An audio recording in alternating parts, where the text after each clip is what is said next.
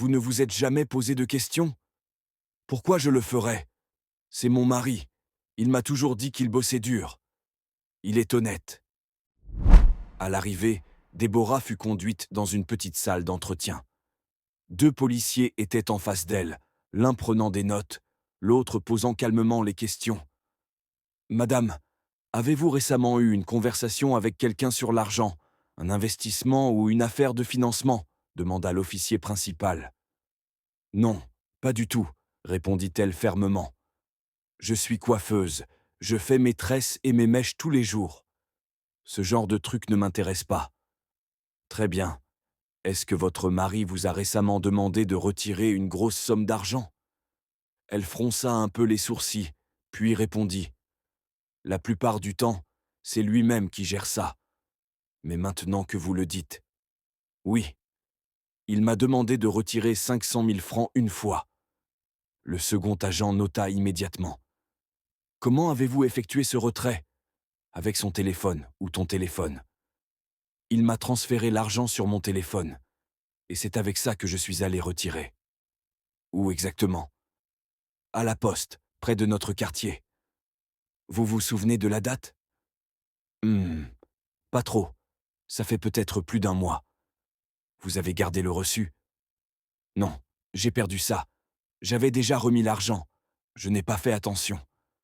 Un court silence suivit. Est-ce que vous avez utilisé le téléphone de votre mari ce jour-là pour appeler quelqu'un? Jamais. Il n'aime même pas qu'on touche à son téléphone. Est-ce que vous êtes en bons termes avec lui ces derniers temps?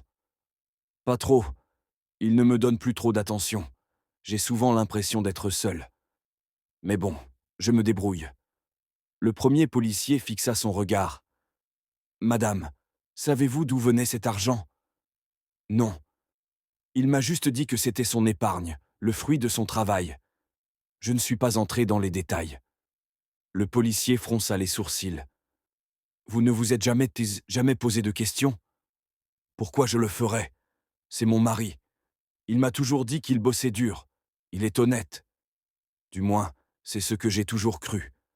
Le deuxième policier, un peu plus direct, intervint. Et l'homme chez qui on vous a trouvé ce soir, c'est qui? Déborah prit une grande inspiration. Un... un ami. Quelqu'un avec qui j'ai trouvé du réconfort quand tout allait mal à la maison. Jonathan ne s'occupait plus de moi. Vous saviez qu'il était toujours légalement votre mari? Oui, mais je ne comptais pas vivre éternellement dans ce flou. J'attendais juste un moment. Le policier revint au sujet principal. Madame, écoutez bien. Cette affaire concerne une grosse escroquerie. Il est possible que votre mari soit impliqué. Il a pu utiliser vos informations, votre numéro, ou même vous, comme couverture.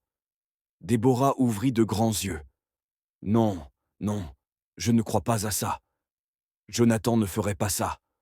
Depuis qu'on est ensemble, jamais il n'a été mêlé à une histoire sale. Même quand il souffrait, il refusait de voler. Il m'a toujours dit qu'il préférait mourir pauvre que malhonnête. Il t'a déjà menti, Déborah? Demanda calmement le policier. Elle hésita. Peut-être, mais pas comme ça. Pas une histoire d'escroquerie. Ce n'est pas lui, j'en suis sûr. Le policier soupira. Tu sais, dans ce métier, on voit des gens faire confiance à tort tous les jours. Parfois, ce sont ceux qu'on aime le plus qui cachent les choses les plus dangereuses. Peut-être, souffla Déborah. Mais jusqu'à preuve du contraire, je choisis de croire qu'il est innocent. Après un moment de silence, l'un des agents dit « Tu ne seras pas retenu cette nuit. Mais demain matin, tu dois te présenter ici pour redire tout ça devant tout le monde. Tu dois aussi comparaître à la séance spéciale. On veut voir clair dans cette affaire. » D'accord, répondit-elle, la voix tremblante. Et surtout, ne tente pas de fuir. On sait maintenant qui tu es, où tu vas et ce que tu fais. Elle acquiesça, puis fut raccompagnée hors du poste.